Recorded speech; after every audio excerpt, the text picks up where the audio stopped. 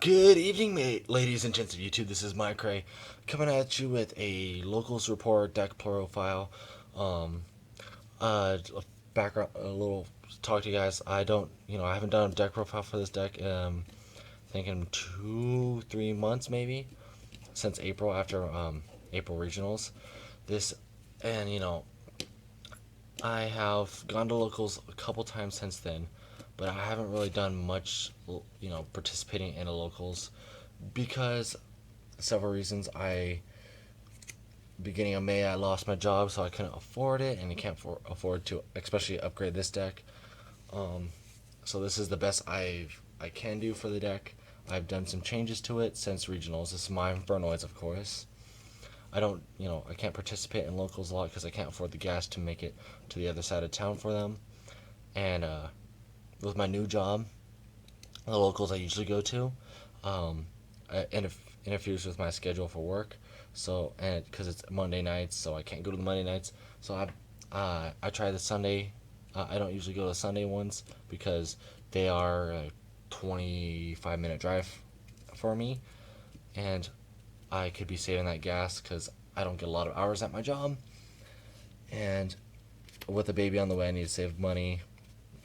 But my fiance is like, you need to stop trying to play Yu-Gi-Oh with me. Go play with some friends. And I've been hearing that that tournament was having a good turnout. Yu-Gi-Oh kind of died down in the past couple years. We got each tournament had about 8 people. The downtown one where I started going to when I first got back into it was down to like maybe 2 people. Fluctuating every other week from 2 to 6 people. But this tournament was saying they had about 20 people, so I got excited. I show up and they only had 8 people. Um, but I took, out of the 8 people, I did take fourth place. I beat, I went 2-2. I lost 2-1-2. First round, I went up against Heroes, and I 2-0'd them. Second round, I went up against, the hell was it called? Yang Zings. And I won the first round, and the second 2 rounds, they got me.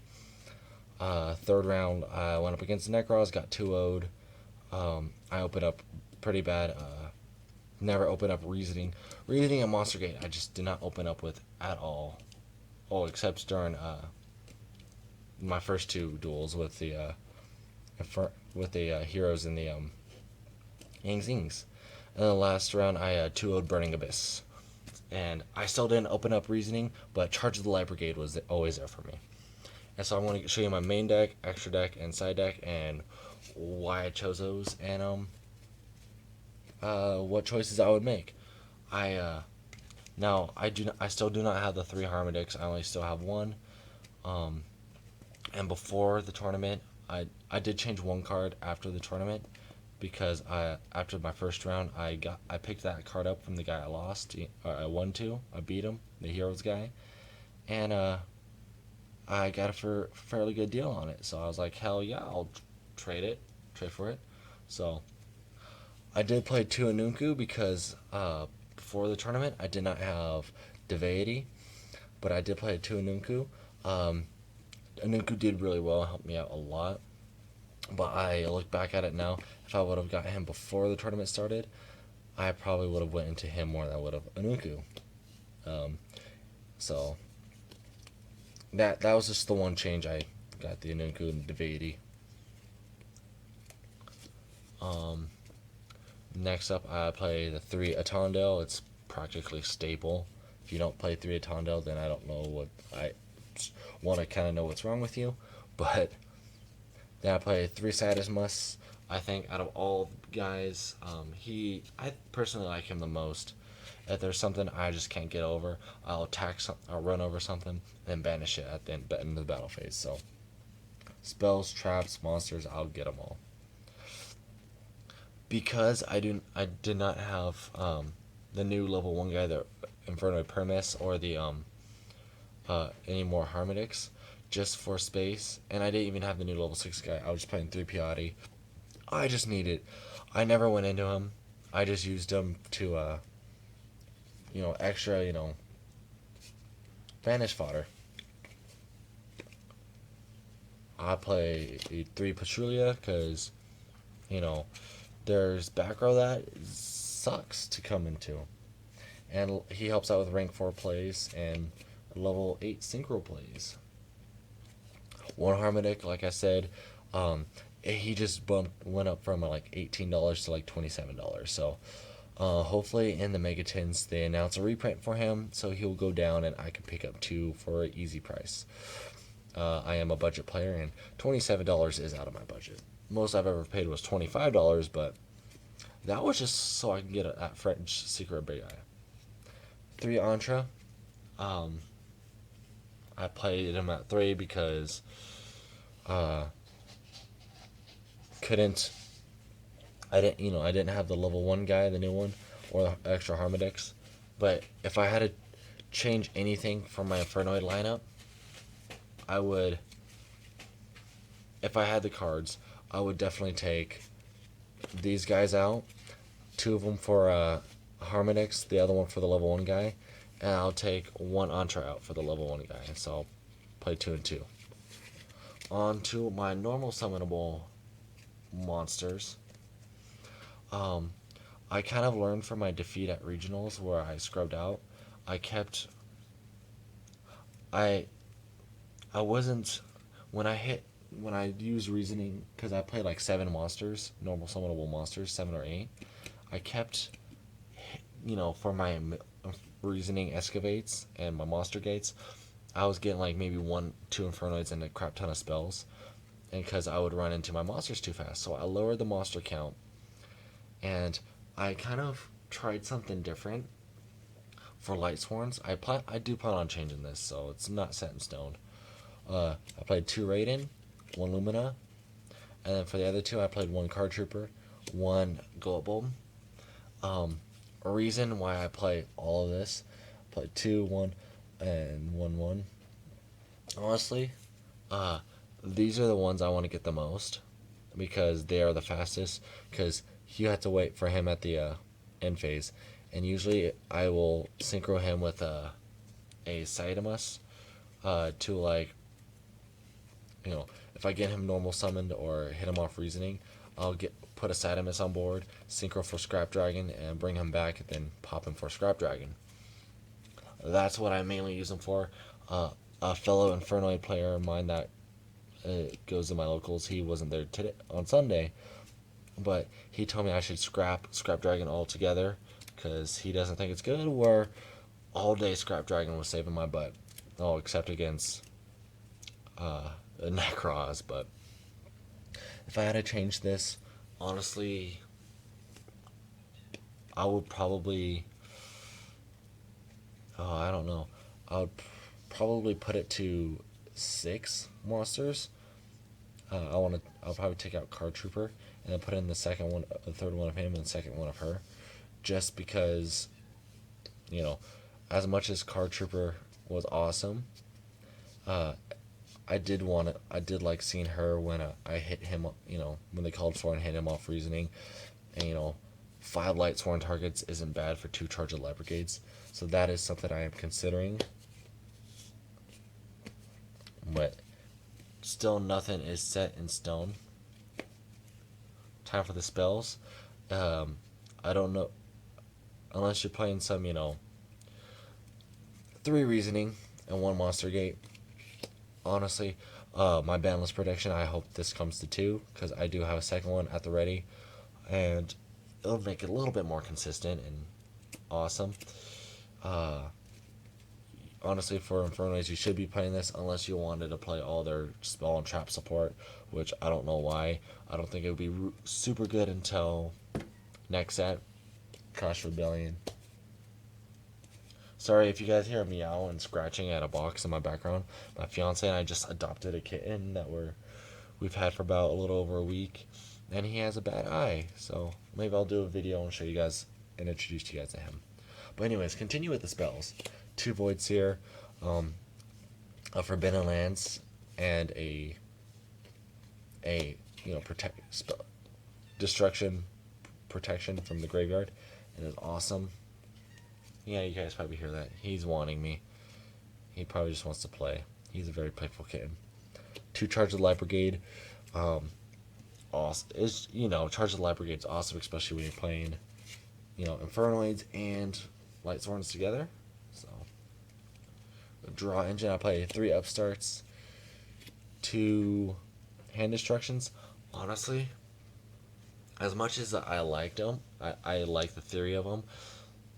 A lot of times I would open up double upstart I barely ever saw hand destruction. I was like, and when I did have it in my hand, my opponent would have like 1 card in their hand, and I would have 1 card in my hand. So this was dead a lot, and this was, I like the 1 draw, but honestly, I'd rather see stuff in my graveyard. I like this more than that, but this was dead, and this was just, give my opponent 1,000 life points, because I drew like, when I got this, when I did this, I usually got like a Piatti or something stupid. So,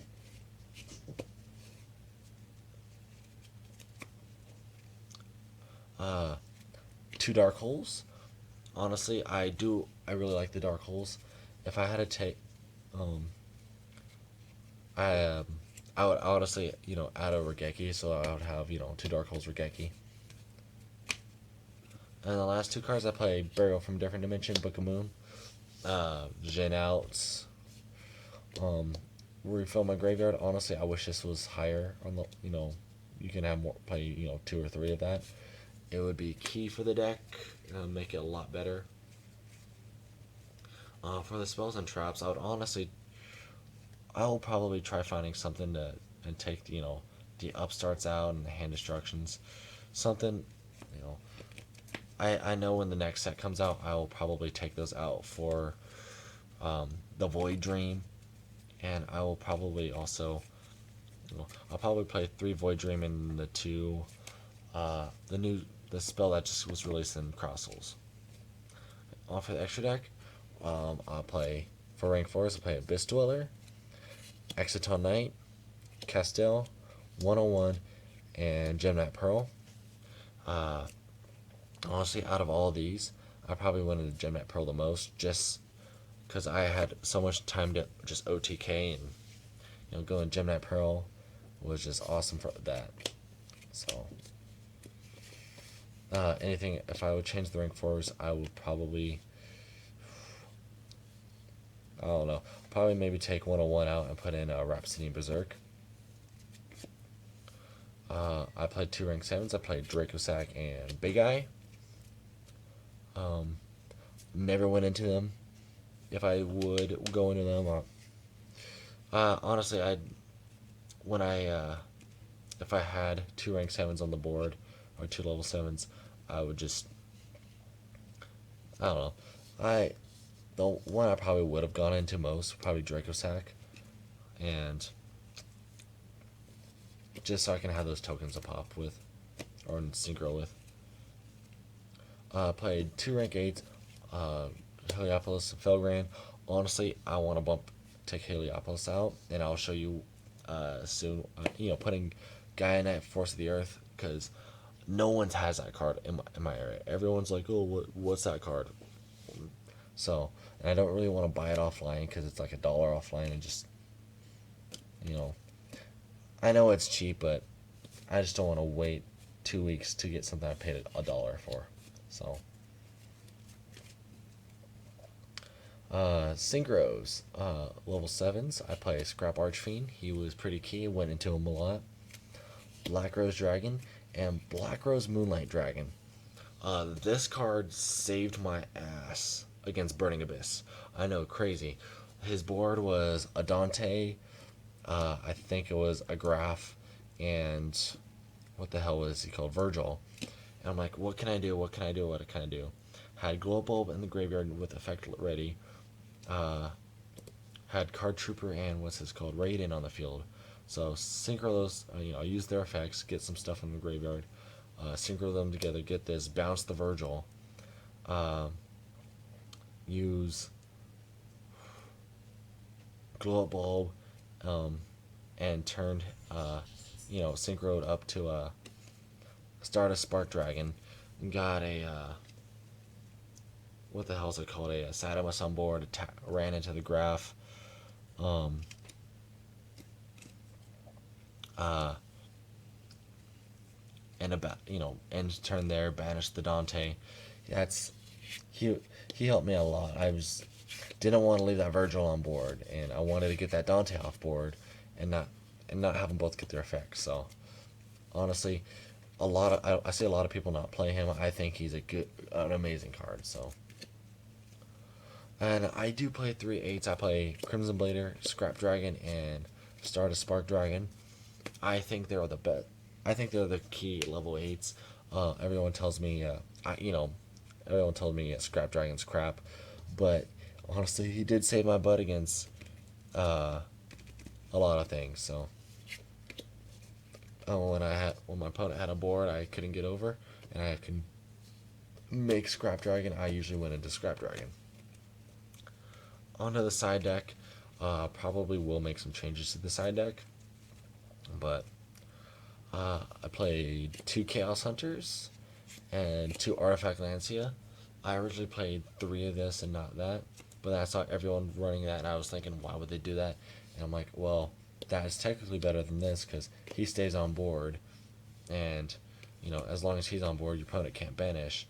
But if they like Rikeki, Darkhold, Book of Moon him, then they can start banishing. But if you use this, it's for the turn. So, and usually at my locals there's a lot of Ritual Beasts, but didn't play against those. But I didn't even, I sided them both in against heroes, and he didn't even make Dante either game because he kept banishing his what the hell is it called, Shadow Mist with Allure of Darkness. Next up, I play 1 Parapara Cerberus. Honestly, I never sided into him. Never. Everything I was up against, I didn't need to go into him.